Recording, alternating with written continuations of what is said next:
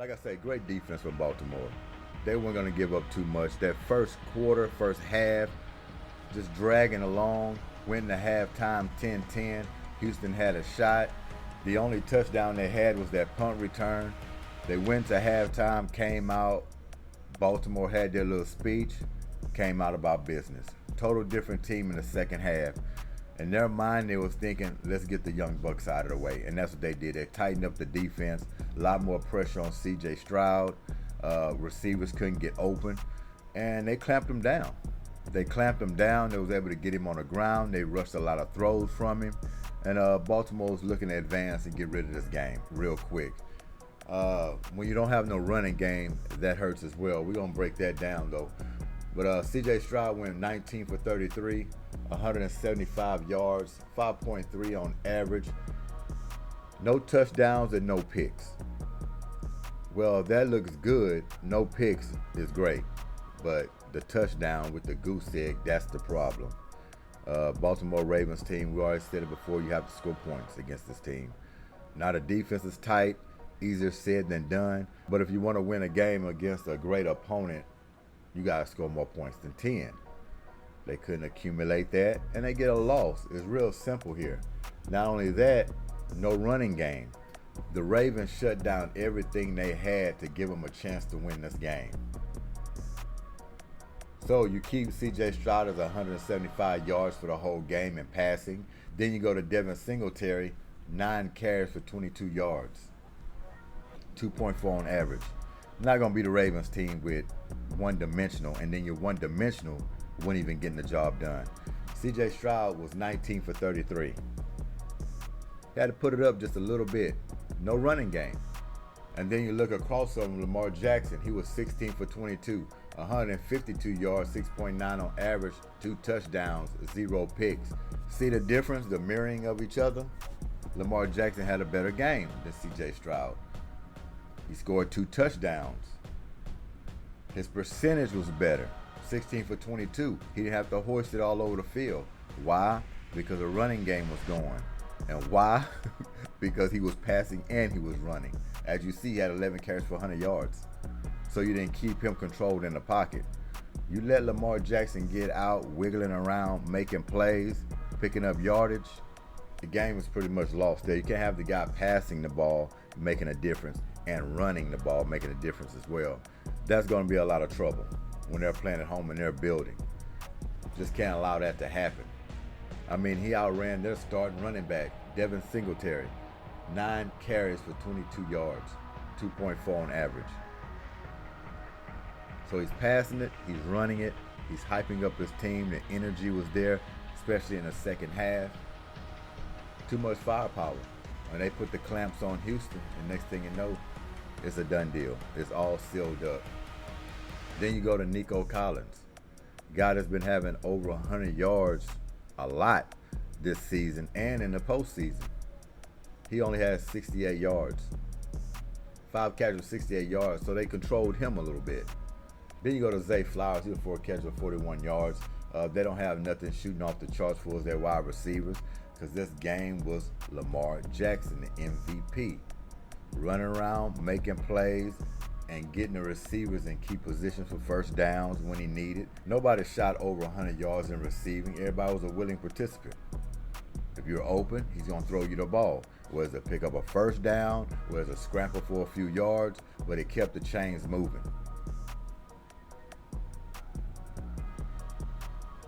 Defense, Steven Nelson, he leads it with 7 tackles and 6 solo.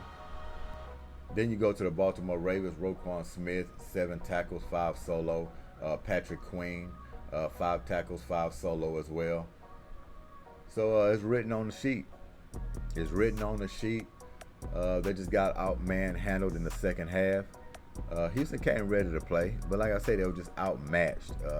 Baltimore Ravens got the most experience. They've been through this time and time again. They're playing at home in their backyard. Cold weather, frigid weather. I mean, you can factor in all those things. Houston's still wet behind the ears. They're trying to find a way, learn how to win in the postseason. And then you're going to get this kind of result. But like I said, it's no shock to anybody. At least I'm hoping. It wasn't no shock to me. I knew this could happen. So I didn't pick them this week. I know how big this game was, and I know how great the Baltimore Ravens are. With Lamar Jackson, MVP, it was going to be a tough task. You had to play a perfect game, and as you see, Houston didn't play a perfect game. They didn't even score enough points to win the game. Got to score more than 10 in the postseason. Very rare you're going to win postseason games with 10 points. Just rarely don't happen. The weather got to be completely messed up, and it's got to be a field goal game where you barely can see. It's a snowstorm. It's raining cats and dogs. It got to be that kind of game like that. But other than that, 10 points is not going to do it. So I just want to say congratulations to the Texans this year. They made it further than a lot of people thought.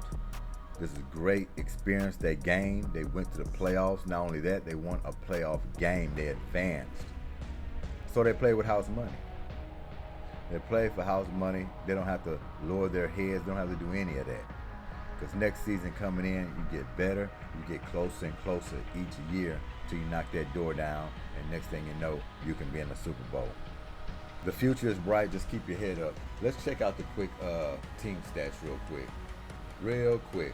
Now, the thing about the team stats, there's certain things you got to look for on team stats that tells a lot. Well, number one is the first downs. 10 Texans, 22 Baltimore Ravens. That's a minus right there. Key is first downs. Very key. Then you got to go down and look at third down efficiency. They both knotted that up tight, 4 out of 12. Then you go down to total plays.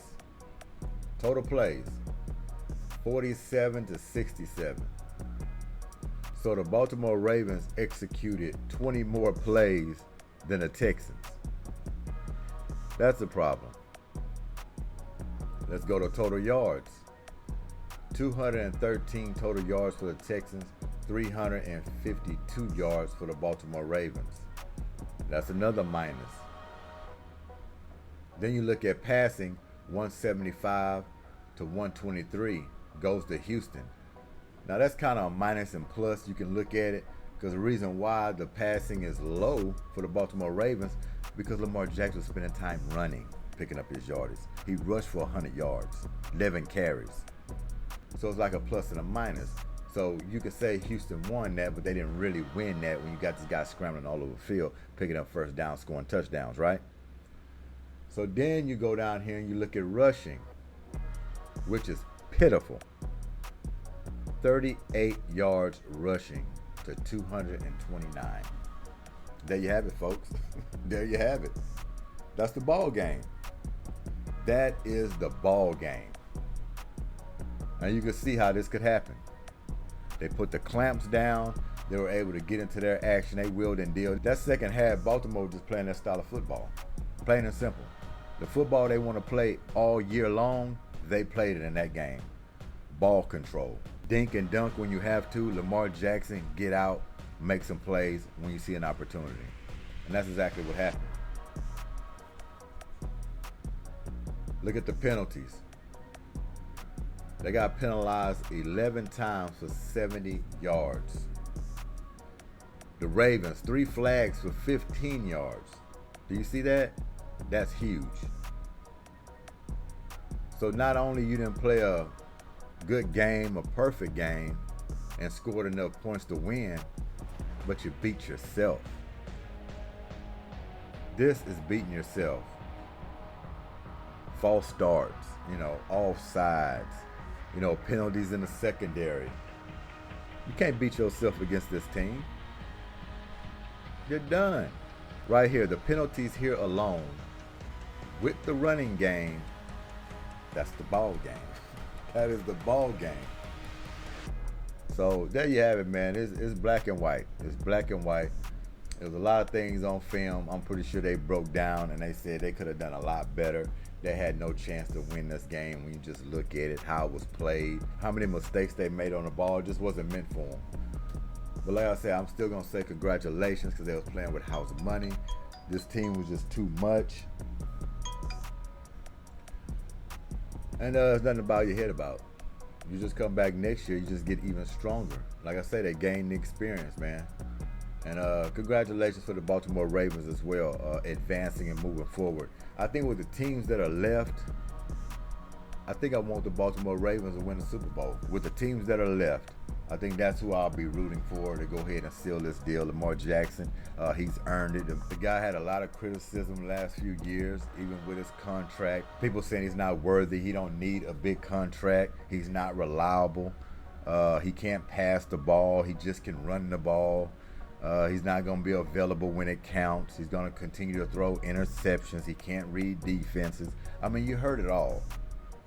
But this guy came time and time again, ready to work, ready to put it on the field. And he's proving it now. He played some of the best ball of his career. Best ball of his career. And I'm rooting for him all the way through if he can pull it out. So, yeah, Texans, don't bow your head. Big things are coming. The future is bright. Future is bright. So let's go ahead and take care of the 49ers and the Packers. My. 21-24. Tight game. Very tight game. Jordan Love. Oh, man. These Packers had a chance. They had a chance to upset these 49ers. And the question is going to continue to be asked what Jordan Love was doing.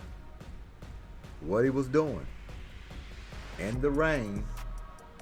On a scramble. When you're right there in field goal range, you're going to make a cross-the-body throw to end the game and throw a pick. That was tough to watch if you're a Packer fan. That's exciting to watch if you're a 49er fan and you root for him. But that was tough. He's going to learn. He's a young guy. He's going to learn just like Brock Purdy. He's young, but he's advancing, and he had a hell of a game as well. With Jordan Love, you got to throw that ball away. Y'all not too far from field goal range. Tie this game up. You go into overtime, roll your dice, and see what happens. You can't go out there gambling. Obviously, it wasn't there. You're trying to make a play. You don't even throw across your body when it's dry, when you're in an arena playing on carpet. But you're going to do it in the rain. And it costs you. It costs you bad, and you're going to have some bad sleeping nights thinking about it. But yeah, you came that close of battling them possibly in overtime and seeing what happens. But Green Bay, y'all future is bright as well. But Jordan Love was 21 for 34 for 194 yards, 5.7 on average, 2 touchdowns and 2 interceptions. So he balanced and canceled that out.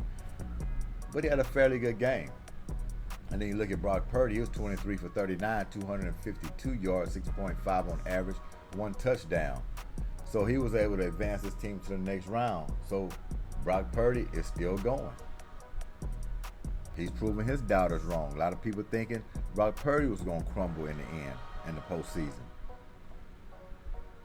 And I was one of them that was hoping he was going to crumble in the postseason, especially matching up against the Eagles. But he's growing up, and you can see it. So the 49ers are a tough out. They are a tough out, especially with defense. It's one of the most balanced teams, just like the Ravens. I mean, balanced. You have the special teams. You got the defense. You got ball control with the offense, with your running backs and receivers. You get it to. No weakness. The only weakness if these teams beat themselves.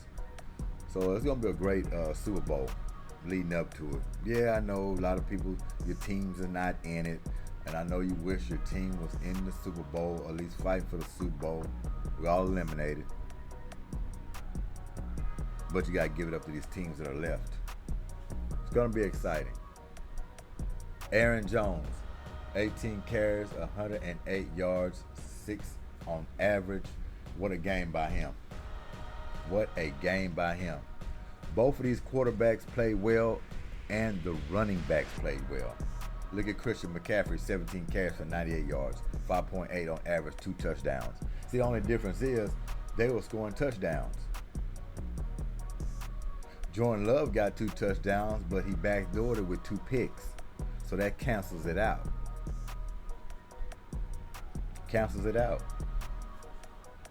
Go down here, look at Romeo Doubs. 4 catches for 83 yards. Fairly good game by him. Low volume, but good game. George Kittle, 4 catches, 81 yards. He's got a touchdown. See the difference? When you score touchdowns, you give your team a great opportunity to win. You can get all the yardage in the world, but if you're not getting the ball in the end zone, that's a discrepancy in my book. And that's why the 49ers won this game. You know, you got George Kittle getting the touchdown. You got Christian McCaffrey with his yardage. He gets 2 touchdowns. You got Brock Purdy, had a good game. He's got a touchdown. Then you go to Jordan Love. Yeah, he got 2 touchdowns. But like I said, he canceled it out with 2 picks. All the running game by Aaron Jones, he has no touchdown to show for it. You see? You got Romeo Doubs. He pretty much mirrored Kittle's, but he has 0 for tutties. 0 tutties. And that's your game. That's your game. The story of it is Green Bay had their chance. Bad throw by Jordan Love. I'm not going to say that cost them the game. I'm pretty sure throughout the game they could have done things differently to have the lead or to be closer. Put them in better position. But that was a big one. That was the last drive. He could have proved that. You want to get on the map? Jordan Love would have put himself on the map if he would have beat those 49ers on that last drive. Not a game-scoring touchdown, but let's just say he got him in field goal range to go to overtime. And then he would have won in overtime. Either way, he could have put himself on the map if he would have eliminated the 49ers in this game. No doubt about that. That's how close it is. That's how close it is from being great to good. Every sport, when it matters the most, who's going to make the plays? That's what it comes down to. And he didn't make it this time. Maybe next year he's still growing. He's a young player. But the guy we're going to get to later on, what a missed opportunity by him. And we've been talking about him pretty much all year, but we're going to get to it. But yeah, 21-24. Packers fall to the 49ers. Congratulations to the 49ers. They're moving on. And a great team. So if they end up in a Super Bowl, like I say, man, Super Bowl is going to be good no matter who is there. Because the last teams that are left are blockbusters. They're blockbusters. You can go either way. It's going to be a good Super Bowl. So let's go check out these Lions and Bucks. 23-31. Actually, this is one of my picks and fared pretty good on it. Baker Mayfield, 26 for 41, 349 yards. That's huge for Baker Mayfield. It don't even look right, Baker Mayfield throwing for 349 yards. Do it. Seems like Baker Mayfield is one of those guys that pass for like 145, 150, 165. He slung it around a little bit. Pause. 8.5 on average, 3 touchdowns for 2 picks. That's the only chink in the armor, those 2 picks. Baker Mayfield had a hell of a game. You throw out those 2 picks, man, outstanding game. To Jared Goff, who was 30 for 43, 287 yards, 6.7 on average. He had 2 touchdowns, 0 picks. See what we're talking about here? 0 picks. You don't turn the football over, you give yourself a great chance to win. Baker Mayfield threw 2 picks. 2 picks. Shard White, 9 carries, 55 yards, 6.1 on average. I guess you could say he was serviceable.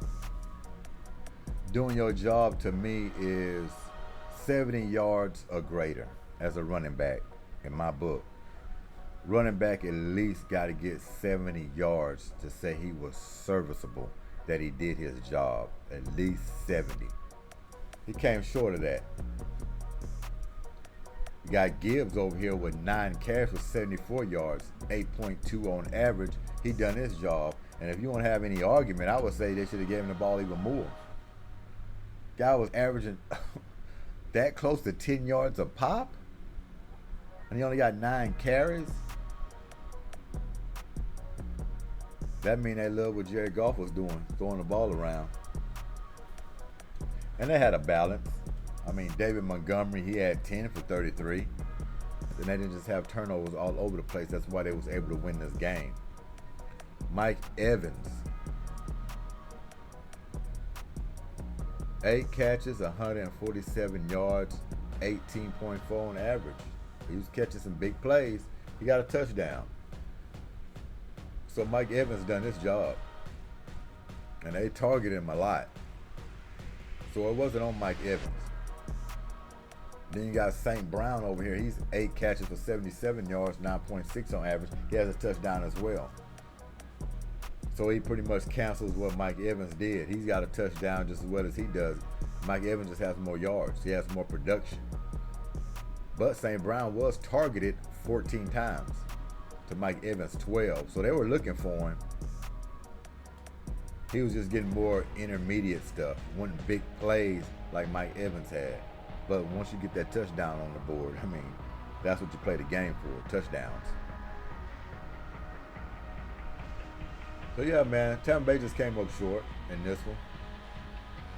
But Detroit won it. That was my pick. You know, I predicted they would win it. They went and took care of it at home. I figured they were more polished. Baker Mayfield, if you ask me, I'll be going against him in the playoffs if they were playing anybody. He has a lot to prove to me anyway. But I'm going to tell you one thing, Baker. You did a hell of a job here. Without those 2 picks, because that's what everybody predicts you to do right here. When the game gets tight and it's on the line, they expect you to do something like this. And to fix your career, you got to get rid of these interceptions in crucial games or when a game's on a line. Just can't do it. Just can't do it. But this here, surprising. 349 yards by you, surprising. Nobody expected that. You're edging close to 400 yards. That is a big shock. So good game by Detroit, and they are advancing. Let's get to the Chiefs and the Bills. Oh my goodness. Oh my goodness. How close? How close can you get? The game was in the bag for the Bills. It was in the bag. Miscues, man, down the stretch. And this is unfortunate because Josh Allen going to continue to take some heat. And look, I want to say he played his ass off. I really do want to say Josh Allen played his ass off. He just couldn't make the necessary plays to beat the Chiefs down the stretch. He missed some throws. Let's be honest. And like we talked about, to be great in this league, you have to make those plays down the stretch. He did not make them. And that's why it's always the argument, is he ready? Is he going to be one of the greats? Can he pass Patrick Magician Mahomes? Not yet. Mahomes is still in his nightmares. Still in his nightmares. And of course that one hurt. The Bills thought they were going to get over the hump this year. They did. Yeah, it hurts. You heard the press conference with Josh Allen. Yeah, it hurts. Fans crying in the stands. They've been down too long. 4 Super Bowls they've been to and lost. In the heydays. Jim Kelly, which I witnessed. Because those were the years, those Oilers, I don't even want to talk about that game. But yes, that long ago, it seemed like they still fighting those demons.